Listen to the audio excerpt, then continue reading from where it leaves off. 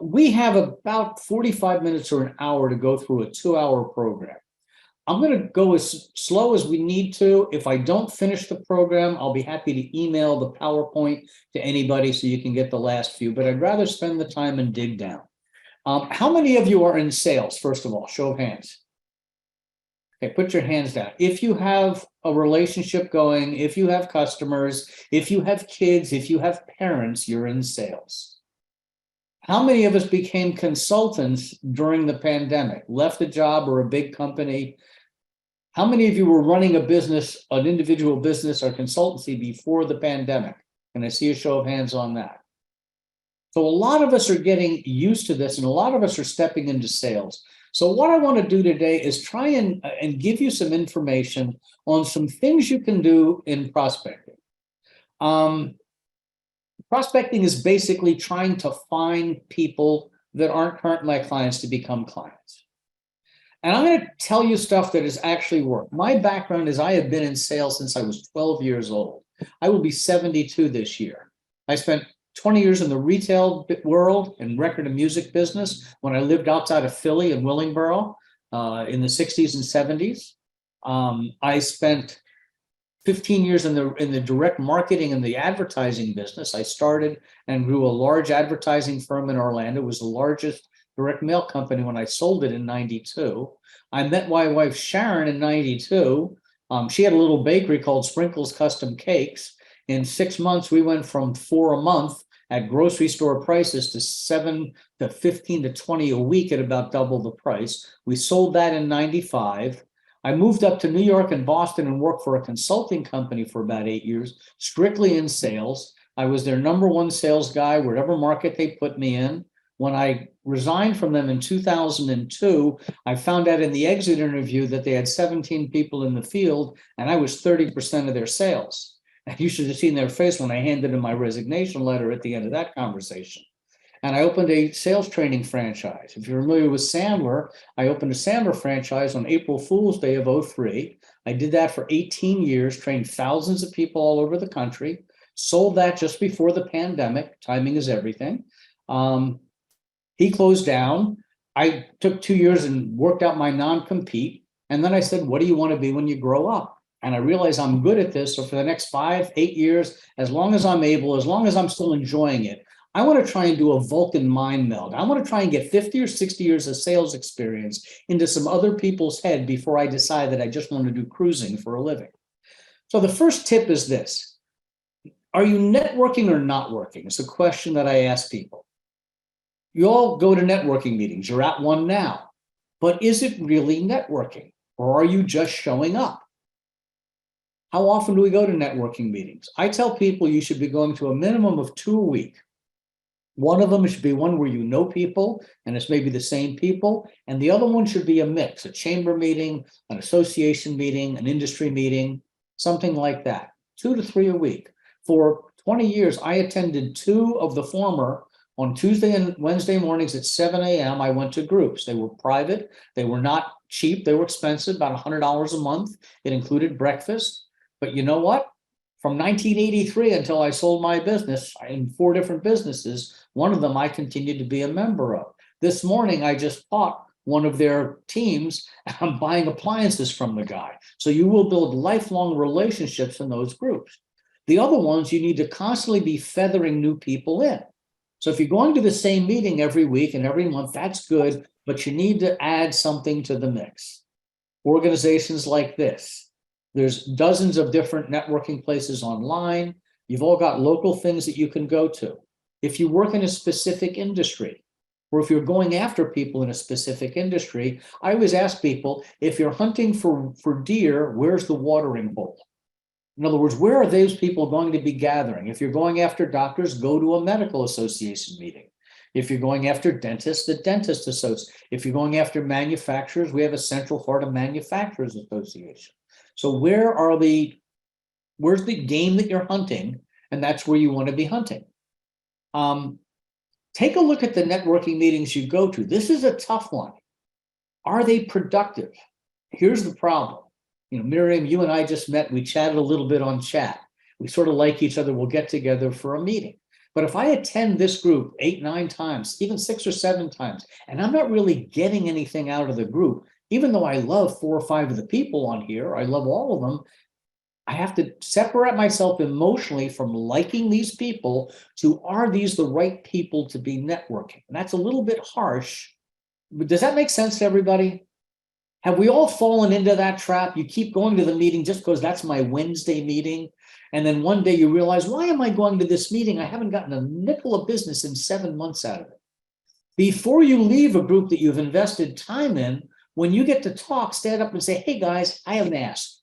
I've been coming here X number of years. In the last 5 months, I've not gotten any referrals. I'd like to stay a member. Can you guys please think of me? If 3 or 4 weeks later, you still don't have anything, guess what? That is not a productive group for you. Show up once a month instead of once a week. Go 4 times a year just to stick your head in the door. You can still like the people, but be a little bit selfish with your time. I go to networking meetings to give referrals. That sounds counterproductive. But let me tell you something. You go into a new meeting, you're new there, and you give a couple of people referrals, or when it's time for you to stand up, you say, hey, Bill, I have one for you. And Jim, I know we haven't chatted, but what you said, and then you tell them what you do, those 2 people are coming over to talk to you, but everybody's saying, wow, the new guy's already giving leads. This is interesting. And they want to get close to you. Be the hub around which the wheel turns. You all know who Ralph Waldo Emerson was. He wrote a book of laws. One of them is Emerson's Law of Compensation. Do any of you know Emerson's Law of Compensation? Write this down. To give more, to get more, you must give more. You're standing in front of a networking meeting. Think of it as a fireplace. And you're saying to the fireplace, when you give me heat, then I'll put wood in. Is that how a fireplace works? No, you have to put the wood in the fireplace in order to get the heat. So when you show up at networking meetings, come prepared to give, not to get. They'll be much more productive for you. Give more referrals. I try to give 2 referrals a day. I've already given 2 of them. I gave one to the attorney that I met with and one to the guy at the appliance store, and I wasn't even trying. You're always paying it forward. So give more referrals. I try to give to and get to every day. We're going to talk about getting referrals a little bit later in here, but give referrals. If you start going to networking meetings to give referrals, everybody's going to want to talk to you because you're the one that's always got a referral. Kirk, you and I have never met, true? Turn your mic on for a second. What business are you in? What would be a good referral for you? I do 2 things. I help frustrated entrepreneurs rewire and get started again. Okay. And I'm a partner in a health and performance practice. Excuse me. Health and performance and entrepreneur. See, I would have to search. Does anybody here help people with getting their business set up to sell towards the end? Do consulting work if I'm going to do an exit in 2 or 3 years, exit strategies? Because I have a guy down here in Orlando. Mark, have you met Terrence, right? Yes. Okay, Terrence is somebody that I would put you with, but I've already introduced you guys. Guys, if you sit down next to somebody at a meeting, I always turn to them and say, so what part of the world do you control? What would a good referral be like for you? And by the way, that's a great way to start a conversation. What part of the world do you control? It will always get a chuckle out of the other person. I had 2 guys, one said to me, according to our wives, none of it, which is fun. That started a conversation. But give 2 referrals every day. Try hard to do it. Number 3, this one sounds counterproductive too. Go collect 20 no's in a row. Here's your task. Today is going to be a business building day for you and your business. Kevin, Ross, Maxine, I want you to go collect 20 no's. When you collect 20 no's, you can have the rest of the day off with pay. Fair? It's 8 o'clock in the morning. How long will it take you to get 20 no's? Maxine, how long will it take to get 20 no's? If you're going to get paid for the rest of the day as soon as you get them. I might go to a mall and talk to people that are really not aligned with my business just to get paid. But other than that, probably counterproductive. No, but if you actually called people you wanted to talk to, and a no isn't the gatekeeper won't let you through, or I left a voicemail. You actually talk to somebody and they say, Maxine, appreciate the call, but I'm not really interested in what you do. I will tell you this, Maxine, it is almost impossible to get 20 no's in a row at anything. And I'll prove it to you right here. I am not George Clooney, okay? I'm short, I'm old, I'm a little chunky around the middle. But I guarantee, I'll bet you $100 I can go stand in front of any mall. I'll go to the Chamonix Mall outside of Philadelphia, if it's still there, or King of Prussia. I'll stand outside the entrance. I will ask the next 20 women who walk in for a kiss. I guarantee you I will get a kiss before I get 20 no's. Would any of you take that bet? I don't see any hands. And it's good that you didn't take it, because you know how I'm going to ask? Ma'am, I wonder if you could help me. I have a bet with my friend here that I can't get a woman I don't know to kiss me. I am married. I'm not trying to pay. There's probably no way you can help me, even if I split the $100 with you. The second woman is going to kiss me on the cheek. It is virtually impossible to get 20 no's in a row. No's are easier than yeses. And ladies, if you make the goal to get no's, every time you get no, you go, all right, that's one more no. Everybody else is trying to get them to say yes. You're trying to disqualify them. They're trying to qualify them. You're pulling in the opposite direction of everybody else. It takes all the pressure off. I've got nothing to worry about. Tell me no, and I'll be able to have the rest of the day off. I only need one more. You're hoping they tell you no. And around 17 or 18, they say, you know, we actually could use what you do. And you go, really? And then you go, damn, I got to start over. It's a self-trapping exercise. We fool ourselves into succeeding when we try and get no's rather than yeses. Do I want to know? Yeah, I want to know if they don't need what I have. I want the truth. My methodology is called truth-based selling. Everything I teach is trying to create a place where the prospect can tell you the truth and you don't take advantage of the prospect. If I succeeded when I got a no, I feel good about it. Now, it's all, as I said, it's almost impossible to get 20 in a no. And every no you get, you're moving towards. If a client is worth $1,000 in your pocket, each one of those no's is worth $50. Let's change your pay plan. I am now going to pay you $50 for every qualified no that you get. Would you have any trouble making those calls? No. So play with your brain. Try and get no's. Nobody likes this one. Make 27 cold calls a day. Anybody know why the number is 27? Because most of you haven't made 27 cold calls in a week. And it's a big number. But I do it a little differently. I warm up. If I go to play golf, I'm going to hit balls on the practice tee, right? If I go to exercise, I'm going to stretch before I hit the machines. So my first call is to my wife. Hi, honey, how you doing? No, I'm getting ready to make some calls. What you're doing first is you're getting out of visual mode into auditory mode. In a sense, you're turning off your eyes and you're now focusing on the voice in your ear. That's first important thing. There's no pressure on the call to my wife, even if I'm apologizing for a fight we had this morning, okay?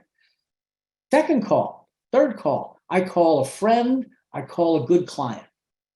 Okay, first call, wife, second call, friend, third call, good client. Fourth call is just the fourth call now. It's not the first call. I'm in motion. An object in motion stays in motion. By the way, you don't stop right now and gather your list. All that's put together beforehand. Call my wife, call Stuart, call Jeff, call the first name on the list. Literally 5 seconds after I hang up from one, I'm dialing the other. There's no time in between the calls. The fourth call is the fourth call. It's not my first call. By the way, do any of you know why you have call reluctance? First of all, who here likes to make cold calls? Any liars in the group? Okay. I'm very good at it, Ross, but I hate it. I hate it just like I'm really good. I am good at cleaning the litter box too, but I hate it, you know? You can be good at something and not enjoy it. Why do we hate cold calls? Ross, turn your mic on for a second. Where did you grow up? Elkins Park. Okay, then finish these sentences that your mom taught you. Children should be seen and not Heard. good. Don't chew your food with your mouth Open. It's impolite to talk about Money? I don't know. money, others, sex, religion. Oh, don't talk to Strangers. what's cold calling. Well, I didn't always listen to my mom. I don't know what's cold calling. Talking Talking to to a stranger. strangers. What did our mom teach us, Ross? Yeah, don't do that. Stranger danger. Don't talk to strangers. So, guys, in our heads, there's this little 6-year-old that was taught don't talk to strangers. Now you're 36 or 56, and you got to talk to the strangers, but we still have a 6-year-old inside our head. The stranger can't hurt you anymore. You have to reprogram yourself. Remember, I grew up in the retail business. I was 12 years old. My mom said, go talk to that stranger. Go wait on that man. My mom taught me the following: don't talk to strangers until you're old enough to earn a commission. I was programmed differently than you. So you have to reprogram yourself. The stranger has my money. The stranger needs what I have. If I don't call the stranger, my competition is going to call the stranger. The worst thing that can happen is he can tell me no. And if I'm trying to get him to tell me no, I consider that call a success. You see how you open the way for yourself to do the stuff that's uncomfortable. You're doing these one after the other. You build some momentum up.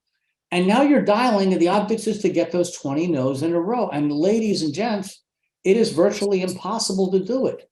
But now it's a game and you always win. Because if they get a no, great, I got the no. And if you get an appointment, damn, I got to start over, but I got an appointment. I can make money out of it. Number 5, gentlemen, you have trouble with this. The ladies don't have as much trouble.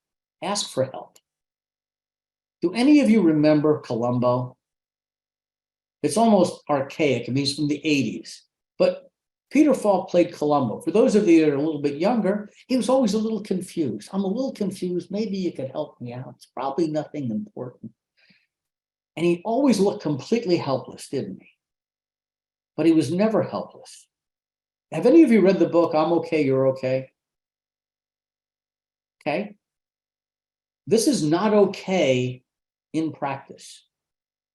I can go a little bit not okay.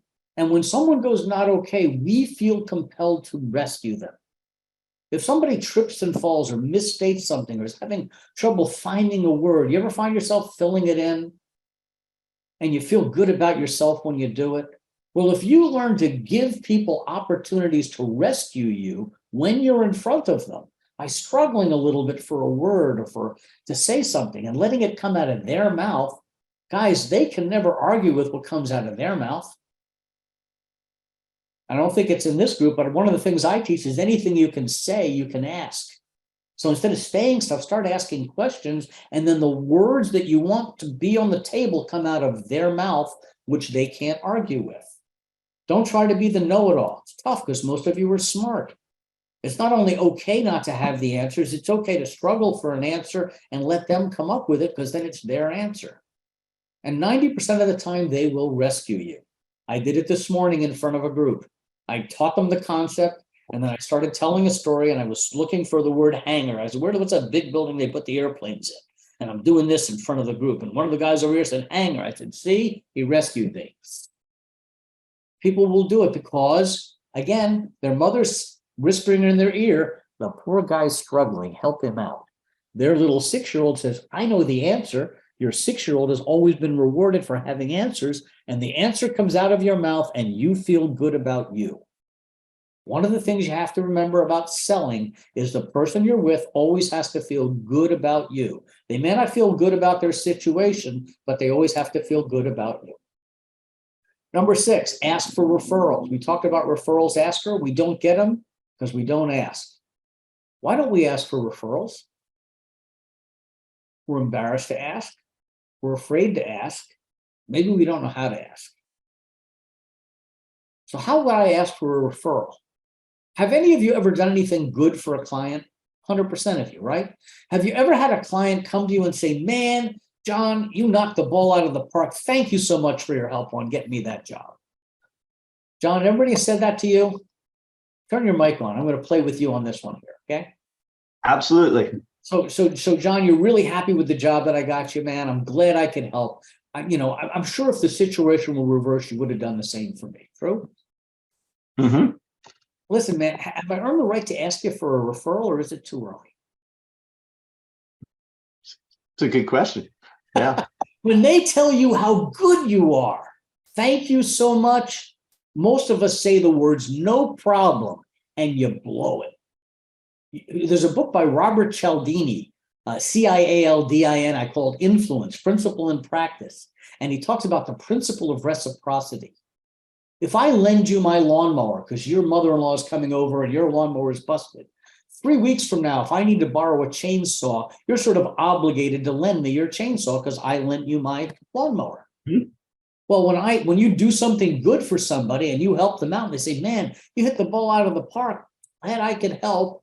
Instead of no problem, say the words, I'm sure if the situation were reversed, you would have done the same for me. True? And they go, abso-frickin-lutely. And then you say, you actually might be able to help me. And then describe who you want to meet. If it's somebody they know or somebody they might be connected to. Write this down, guys. I deserve unlimited referrals from every satisfied client I have. I'm going to give you something extra here. If you got clients that have been with you for a long time, call them up, just a social, how you doing? How are we doing call. At the end of that call, scale of 1 to 10, how are we doing? If they reach anything below an 8, ask what you need to do to be better. If they give you a 9 or a 10, say, well, look, we're always shooting for 10. Listen, man, based on your assessment, have I earned the right to ask you for a referral or two? Or is it too early? What are they going to say, John? They're probably going to say yes. Okay, here's the next line. Write this down. I can't take more than 3. It's a company policy. How many referrals do we normally get, John, when we ask for referrals? We normally get 1, correct? Mm-hmm. If you just say, I'm not allowed to take more than 3, you will almost always double or triple the number of referrals. And the first name they give you is never the good one. It's the second or third name that they have to think about. The first name is the first name that pops into their head. It's the second and third one that you have to dig for. Number 7, Vince Lombardi said 90% of success in life is just showing up. So show up at meetings, show up at networking meetings, show up any place that you can where the people that you need to be talking to are. Networking meetings, chamber meetings, industry-specific meetings, conferences. Any of you ever attend a trade show and instead of taking the booth, just work the show? Chamber meetings, nonprofits. How many of you serve on boards? Get on some boards of charities or things, whether it's the gardening club or whether it's the American Red Cross or the Hangnail Association. You're going to meet other business people on that board. And you're giving back to the community. Again, I talked earlier about finding the watering hole wherever they hang out, and that's where you want to be. Tip number 8 is what I'm doing right now. Speak up. You're all an expert at something, right? Otherwise, you wouldn't be a consultant. You wouldn't be in business. Do you have 4 or 5, 15, 20-minute talks in your back pocket right now? For instance, somebody I haven't called on, Richard.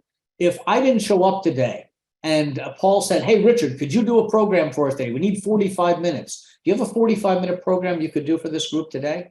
Not right offhand, but I could. You need to, guys. Whether it's a couple of 15-minute talks. I went to do a talk for the Bay Hill Rotary Club. It's a Rotary Club with over 100 people.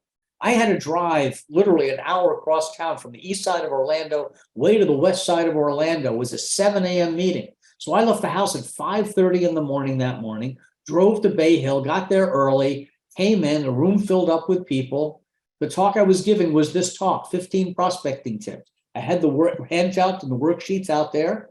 They did their whole routine, the whole meeting. They ran long. It's normally an hour. They run about 55 minutes of it. I was supposed to have 15 minutes. It's 5 minutes of 8.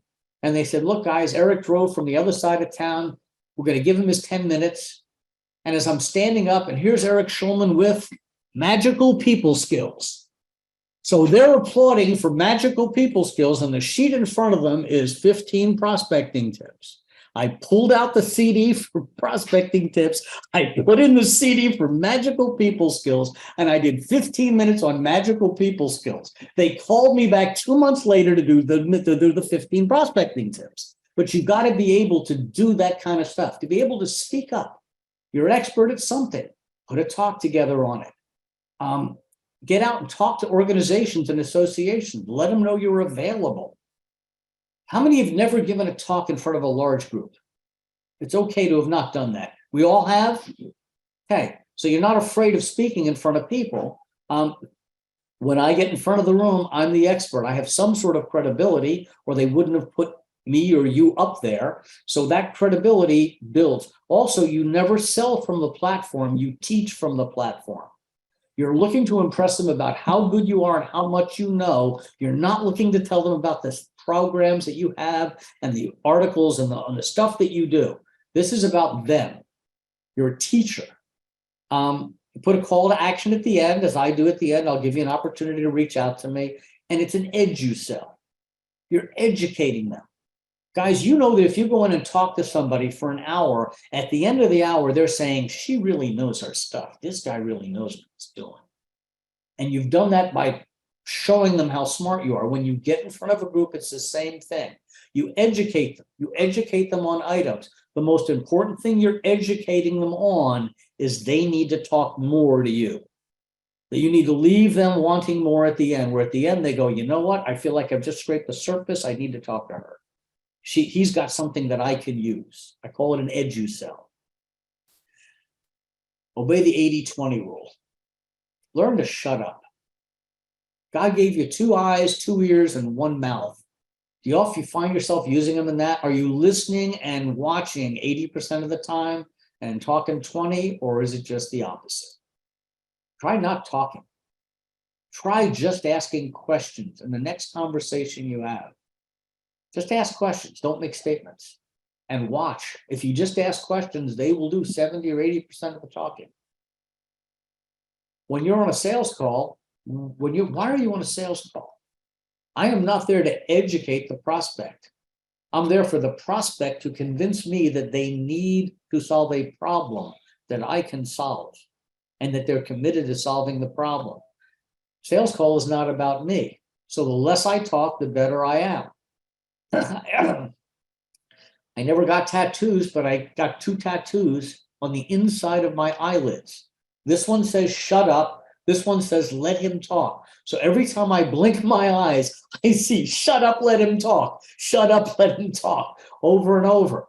You can, on the pad you're taking notes, you can write shut up, or just put 80-20, or you can put it on the computer screen. And what you'll do is you'll say, oh, I'm talking too much. If you find yourself talking too much, say, listen, Miriam, I'm talking too much. Why don't you ask me a question? And that gives them a chance to ask a question. Oh, why are you interested in that? And now I find out why they asked that question. And I take control back over again. Listen and watch 4 times more than you talk. What does ABC stand for in selling? Anybody know? Always be closing. Glengarry Glen Ross. No longer. ABC means always be curious. I always want to know, why are you talking to me? What are you hoping I can help you with? Never close. Make them give up and ask you for help. Always be curious. See, if I go into a sales meeting trying to close, I have what's called commission breath. You can smell a hungry sales guy before you even pick up the phone, right? I don't try to close anybody. I make them convince me. I make it hard for them to buy from me. That's a whole different class. 30-second commercials. Who here is happy with their 30-second commercial and proud of it? Good.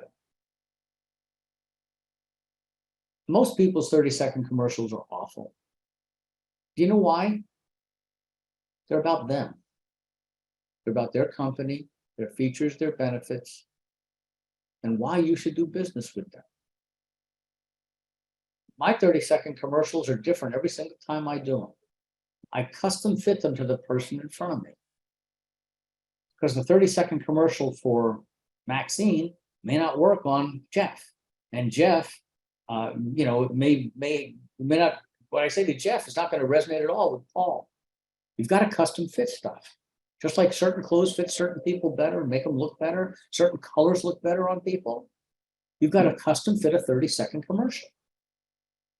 You've got to have varieties of what are the issues? Make it easy. What are the issues and challenges that you fix? John, turn your mic on. Mark, turn your mic on. Give me 2 challenges that you fix. Problem you're hoping I have when you walk in the door. John? I help job seekers who are frustrated with their search. No, you're hoping I'm unemployed and looking for a job. That's the problem you're going to solve, right?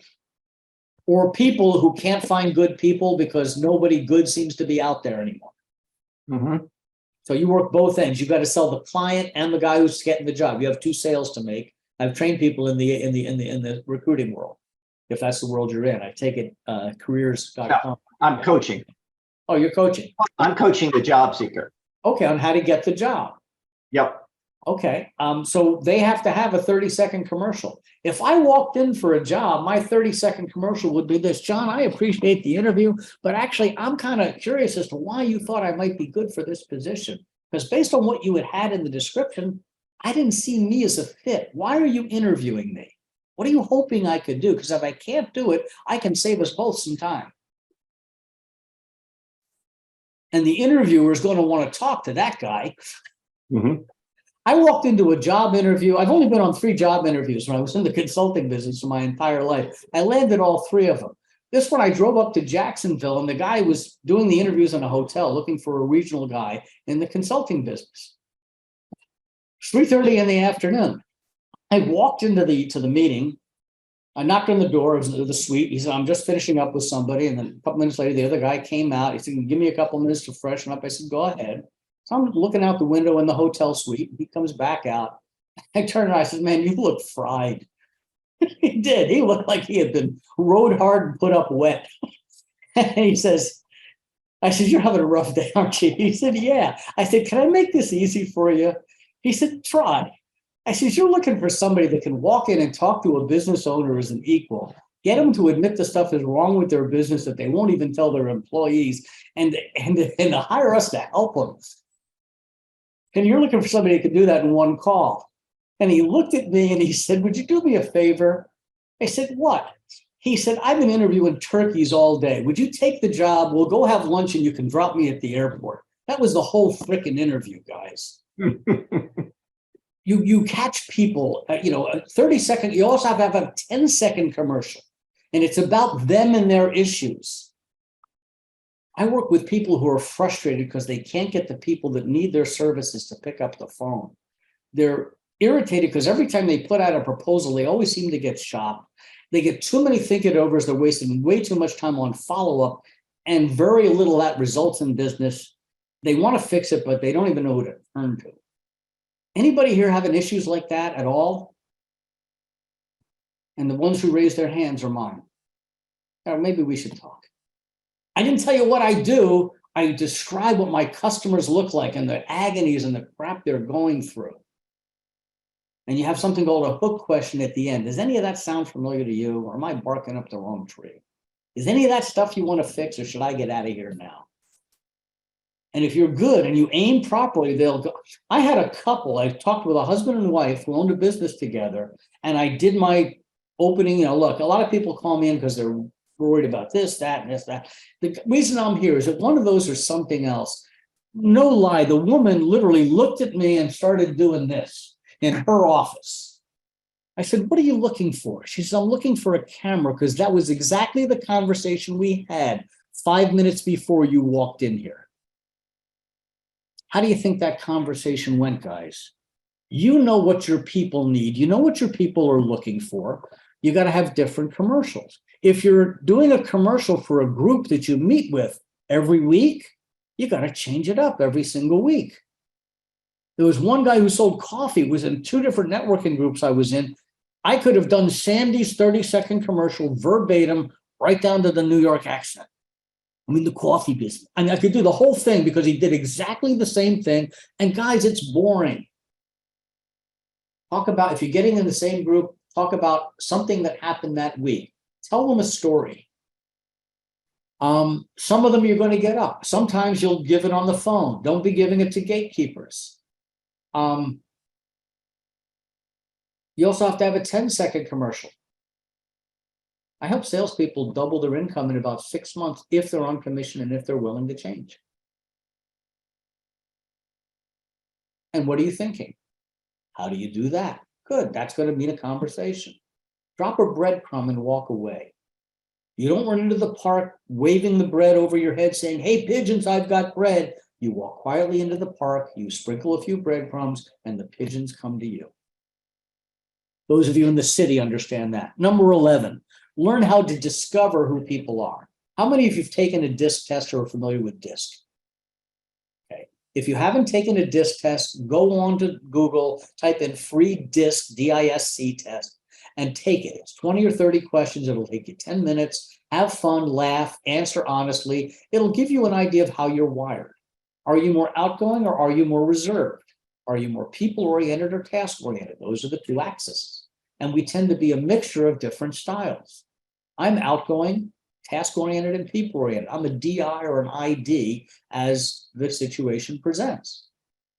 Some of the people that I deal with, those of you that understand DISC, are S's or C's. I have to completely change my delivery, my demeanor, my hand motion, the speed that I talk at, and the tone that I use, depending upon who I'm talking to. Can you morph your DISC style to be more comfortable for the person that you're with?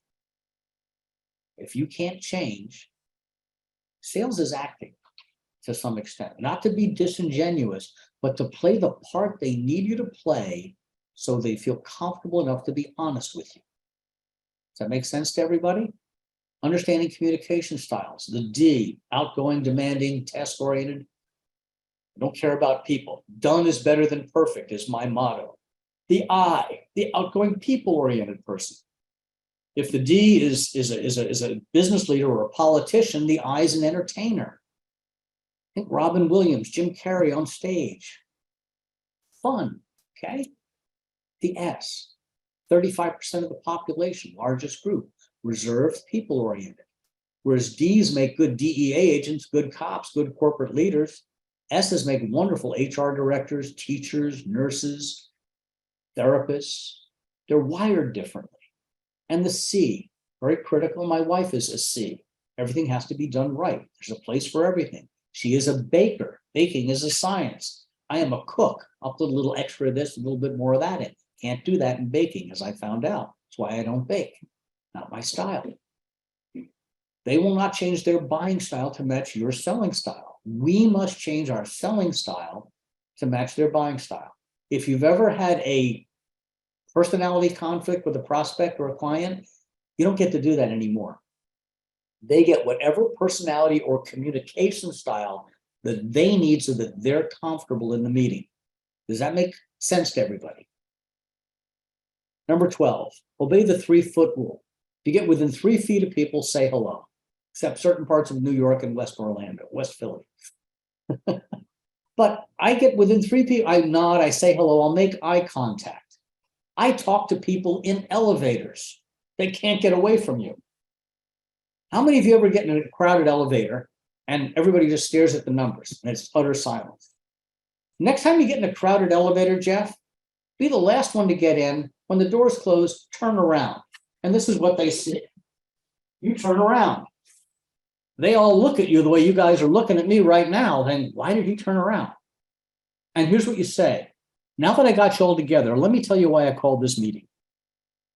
The entire elevator will start laughing. I have never had the whole elevator just starts chuckling and people start talking to each other. There's an elevator downtown at the Citrus building where the Citrus Club is. One of the tall buildings downtown, there's a club on top that I was a member of for years. I have done about $60,000 worth of business in that elevator from people that I met in the elevator because I said something and we got talking. They can't get away from you. Ask them what they do. Talk about them. Comment about something they're wearing. Ladies, if you're wearing a really fine pair of shoes or boots, I'm going to notice them. Why? My wife was in the shoe business for the first 20 years of her life. Her dad owned 13 shoe stores. By the way, she still thinks shoes are free. But if you put a really cool pair of boots on, you sat in your closet that morning saying, God, I hope somebody notices these. I love these boots. And when somebody walking by says, whoa, cool boots, and they just keep walking, makes your entire day. If a color looks good on somebody, wow, that's a good color on you. Just little comments like that connect you to people. Just start conversations. It's conversational selling. It may lead nowhere. It may lead someplace big. I sat and talked with a couple outside of Spago's in the Bellagio Hotel in the waiting line from 4:30 to 5 o'clock to be able to sit on the balcony with my wife. They were in marketing and sales. They were from California. I wasn't in sales mode. We had a wonderful conversation. We never exchanged info, but it was a fun, interesting conversation. I wasn't into prospecting that day. We just had talk. Could have led to business if I wanted it to. You got nothing to lose in a conversation like this. And if that 30-second commercial is preloaded, but it comes out like it's almost, well, I work with people who, and it's almost like you're making it up on the spot. They listen more because it doesn't sound canned. Learn how to work a trade show. Stay out of the booth, number one. Set the booth up with all the material and literature at the back, not at the front, because otherwise they just come by and they scrape all your literature into their bag, which they're going to throw out. Make them ask for the literature. Run a contest in the booth.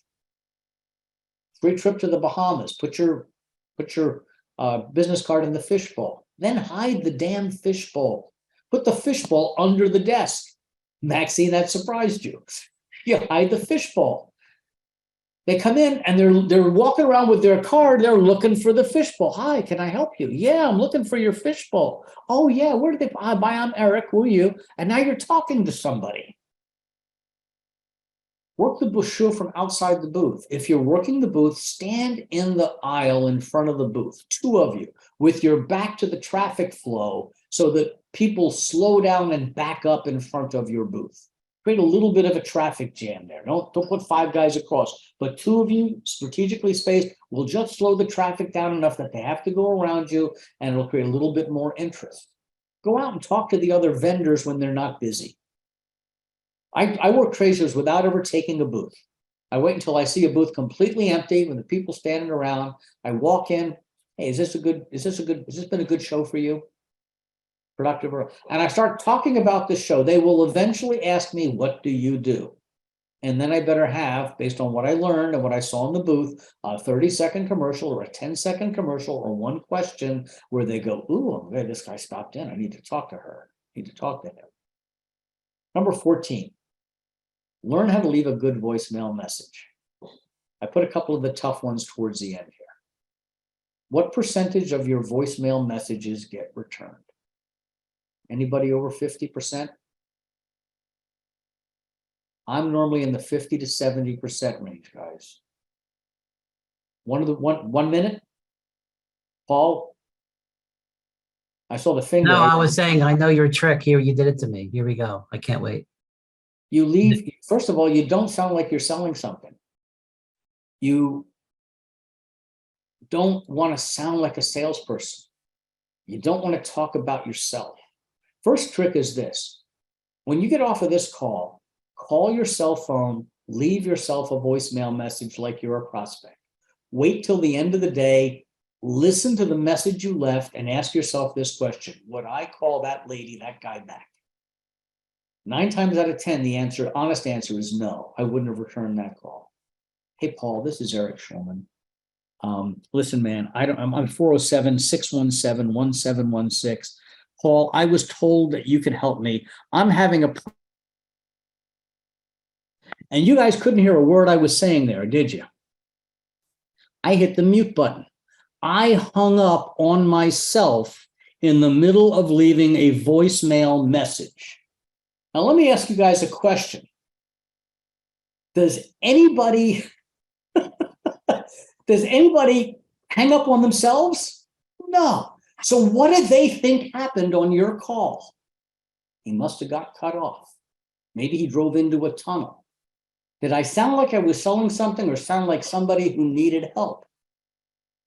I get 70% callbacks with that message. I can give you 8 or 9 different ones. But that's one. And understand the pacing, the timing, it's all acting, guys. If you learn how to leave a message, the thing that I needed help with is I was told that you were having a problem with something, and that was the rest of the sentence, which I get to when I finally get. Less information is better than more. Listen to the tone of your voice. By the way, tonality is 83% of the communication on the phone. The words are only 17%. So how you say them is as, if not more important than what you're saying. I gave you the one example. I'm running a little short on time, but if you call me, I'll give you some others. Last one is this: build strategic alliances. There are people who get business when I get business. And there are people who they can get business and it's not going to affect me at all. I did a program for somebody about building strategic alliances. And a friend of mine, Rick, had a group. Now, he was in the IT business. He got a group that met twice a month together. He put the group together. When IT deals with all the stuff with the computers. Well, when a business moves, you need an IT person to wire and hook the computer systems up. So he got a mover, a commercial real estate person, an attorney. He was the IT company, a telephone company, a telecommunications company, a designer, a printer, and I think 2 other people, but these are all people who, when a business is going to move, all get business. Every 2 weeks, they would sit down for an hour and say, okay, here's what I got. I got these 3 moves coming up. I think this one needs phones, this one needs IT, and this one's going to need a real estate guy for the new place he's moving to. And then the real estate guy goes, and they would do nothing but trade stuff. And out of those 8 or 9 people, they got all the business that they needed because they were a strategic alliance group. So who gets business when you get business? Who sells to the same person that you're selling to? Do they sell a non-competing service or product? And set up a joint visit. I will take Alan to go meet one of my clients, and then we'll have lunch with one of his clients. Then we'll go meet another one of my clients and another one of his clients. We'll spend a half a day together. And I'll have met 2 people, and I will have whatever credibility Alan has with those clients. And likewise, they will have the same as me. Their clients and yours, leads. If you get leads, you're going to close 10 to 20% of them if you're good, okay? If you have referrals, hang on, let me back up here a second. If you have referrals, you're going to, if we have referrals, we're going to close probably 30 to 50%. If you have an introduction, you're 80 to 90% closed. It's up to you to screw it up. Last thing, questions and lessons learned. What did you get out of this? What are you going to implement or try? And are there any questions? Paul, who should we start with? We did have a question in the chat from earlier, What was and the it was, what do you do if you get stuck in the middle ground of yes, but not now? That makes sense to me. Why would you want to do it 2 weeks from now? Why not wait 2 months? I move further towards no. So Zoe, you don't want to hire me. You need to think it over. It's the version of a think it over, right? I'm married for 29 years. I know think it over means no. I have tested it and kept records. Every time she says I need to think it over, when I say how about tonight, it's a no. Statistically, 93% of think it overs are a polite no in sales, in life. So when somebody tells you they want to think it over, 93% of the time, the only one still thinking about it is you. But unfortunately, you have to keep it in your pipeline because they are thinking it over, correct? When people say they want to think it over, I say, look, I appreciate that. I completely understand.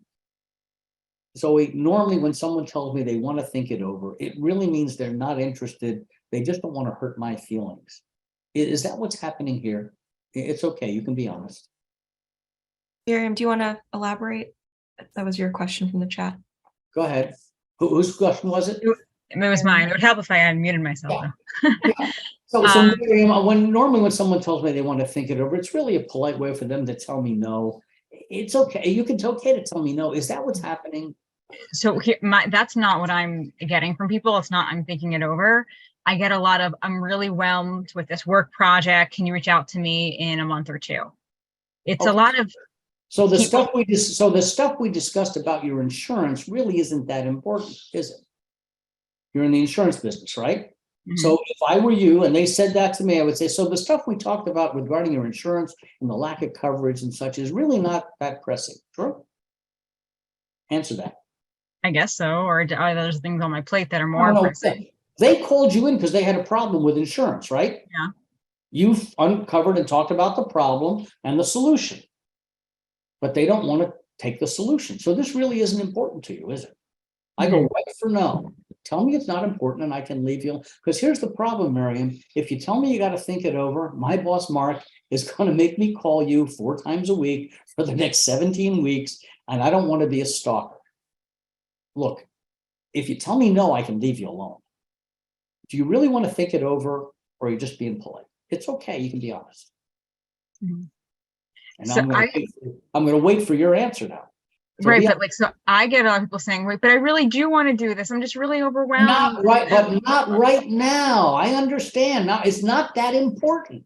And You're what are saying you skip saying down. to yourself? Shit, it is important. I do need to do this. And I can see that you got to understand people all talk. How many of you talk to yourself during the day? Hands up. The little voice that said, do I do that? And then you raised your hand. That's the voice I'm talking about. I know that you all talk to yourself all day. I know where the voices come from. It's parent, adult, child ego states. It's transactional analysis. And everybody has the same voices. So if I know you talk to yourself just like I do, I can ask you questions and I know what the voice in your head's going to say to you. Miriam, do you think it's smart to wait and just back burner this? What do you think is the smart decision? You don't feel like that'll turn people off though? No, I'm trying to help you solve your problem. If you don't want to solve your problem, it's not important to me. But the stuff you described to me, the way the current agent is treating you, I don't know why somebody as smart as you is putting up with it. Why do you put up with this? Do they have embarrassing pictures of you, or is there loyalty? Well, there's got to be a good reason you're staying with that guy. Would you share that with me? Or is it just habit? I mean, which one? Mhm. Can I give you an actual realistic example? I know we're at the 1 o'clock point, so I don't want to do that or not. Well, you and I will chat. I sent you a thing. Anybody who does want to chat with me or come to one of my classes, you got my email address. Pop me an email. Happy to give you some time. Paul, do I hand it back over to you or Zoe at this point? I mean, we have more time for questions. So Okay. some people might need to drop I'm off. free for people. If you got questions, I'll answer them for you. This is free right now. Do we have any other questions besides the one, or anyone want to share something they took away that they're going to implement? Go ahead, Mark. So I think what Eric is saying here, that is, I think it's almost like a reprogramming that most of us Yes. probably would need to do the techniques that you're talking about, because it is deliberately creating awkwardness and uncomfortableness with the person you're talking to, so that you're either, blank or get off the pot kind of thing. And I think I don't know if I'm speaking for everybody. I think I am, or most of the people. It's a very different technique. I mean, it's like what you said about the voicemail. Like, you're deliberately sort of tricking the person to call you back, and the people that the authenticity is their calling card, that they may have a lot of difficulty doing something like that. So maybe you could talk to So how to get from that point A of being nice and not being awkward and authentic to where the success point is. you can do something much simpler. If you're uncomfortable with that voicemail, hey, Bill, this is Eric Schulman, 407-617-1716. I don't know if you can help me, but I was told you might be able to. If you can reach me before 5, that would be great. I appreciate it. Click. Do you know whether I'm selling something or whether I'm a potential prospect or client based on how I sounded? How many think I sounded like I was selling something? How many thought I might be a prospect? So I got 3 or 4 of you calling me back. That's success, guys. You're not going to get 100% with any of these. And Mark, you're absolutely right. I am teaching the opposite. If you do what everybody else does, you'll get the same results. When some people zig, you have to zag. Everybody else is pulling people towards yes. They know how to defend against that. You're pulling them towards no, but this is not a problem you want to solve. And they're going, well, yes, it is. That's why I talk with you. But it's not one you want to solve right now. And they're saying, well, but it's costing me money, but it's not enough that you want to fix it today. And they say, damn it, I got to fix it today. And they make a decision to take action. Guys, do you understand that if you can fix their problem and they leave that meeting, leave that phone call, leave that program without hiring you, you have actually failed them. If you were the solution to their problem and they didn't buy from you, you weren't good enough at that moment to get them to realize they needed you. Guys, I have fun teaching this stuff. I've been selling since I was 12 years old, so I'm starting to get good at it. And what I'm trying to do, as I said, try and get this into some people's heads, because I got into sales because I'm ambitiously lazy. I wanted to make a lot of money and didn't want to work hard. That's why you got into sales too. Well, if you learn to do what I do, it'll take you about half the time to get to yes or no, and your close ratio will go up into the 70, 80% range because you'll stop meeting with people who aren't going to buy from you. You'll figure out on the phone that this is not really a prospect for me. They don't have the 3 key things that I need. They don't have a problem that they absolutely positively have to fix now that's costing them money that they're pissed off about. They don't have the money, or they're not willing to spend the money, or fire their current vendor, or I'm not dealing with the decision maker, the one who can say yes. Take a look at every deal you've lost. You were missing one of those 3 pieces. There was not enough pain. Miriam, you want to get them to move? You go back to the problems they were talking about, and you say, but these problems aren't really important to you. The stuff you described, that 50 grand, not really important. So now they're looking at their 50,000 saying, damn, it is important. Can't say that. So everything that they said, you can put in front of them, but I think this is what you told me. You let them convince you they have a problem.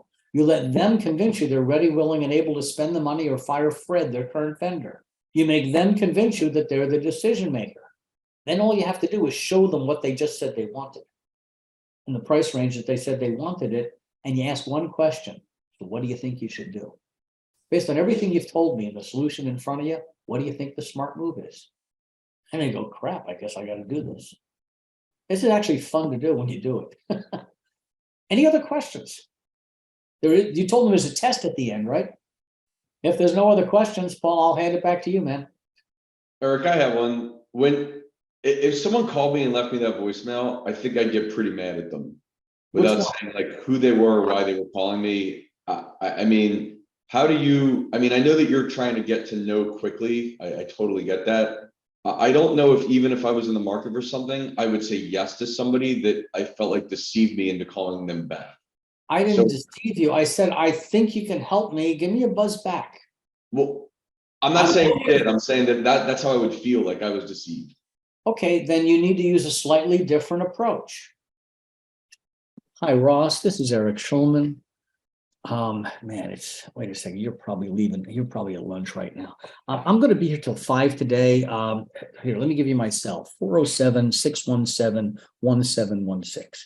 Get back to me today if you can, if possible. It's a guy fumbling around a little bit. I didn't say anything, but did I sound like I was Columbo, that I was confused, I was lost, and I needed some help? Did I sound like I was trying to sell anything? No. No, here's what I'm frustrated about. I'm trying to get to the person in your company who's in charge of growing sales, and for the life of me, I can't figure out who it is. Please tell me it's you, and if not, can you point me in the right direction when I finally get him on the phone, if that's why I'm calling? I'm calling about a problem with the health insurance. Somebody told me you guys were overpaying. Did I get wrong information? Miriam, that's for you. I'm calling about the problem with the health insurance. Are you the one in charge of that? The gatekeeper will say, no, that's Mark, and they'll transfer you right to Mark. I'm calling about the problem with the copier machine. Are you in charge of that? No, that's Helen. Good, I'll get right to Helen. But the gatekeeper is a gatekeeper. A minute or so on gatekeepers. The gatekeeper is like the guard at a military base. They decide who gets in and who doesn't get in, right? In a business, when you're calling, somebody's calling you, do friends and family get through? Yes or no? Of course. Yeah, your wife is on line 2, your daughter's on line 3. Do prospects and clients get through to the person you're trying to reach? Absolutely. Who's the third group who never gets through? Salespeople, right, Ross? So here's the key. You can't look, touch, taste, feel, act, or smell like a salesperson. You don't have to lie to them. Just don't sound like a salesperson. Now, first rule, get the smile out of your voice. You've all been taught to smile on the phone, right? Because that's what sales, hi, how are you? I'm not smiling. Hi, I wonder if you could help me. I don't sound like a salesperson, do I? Little change in tonality. And they misplace you. It doesn't sound like a salesperson. They have very finely tuned ears. They're on the phone listening to people all day. And they're trying to figure out, should this one go in? Friends, family. Ross, here's one you'll use. Give this to all of you. You can use this too. Calling him at 8:30 in the morning. Hi, this is Eric for Ross. Oh, wait a minute, he had an early meeting today, didn't he? Let me ask you this. Which group do you think I'm in based on the question I just asked? Am I a salesman or do I know him? You know him.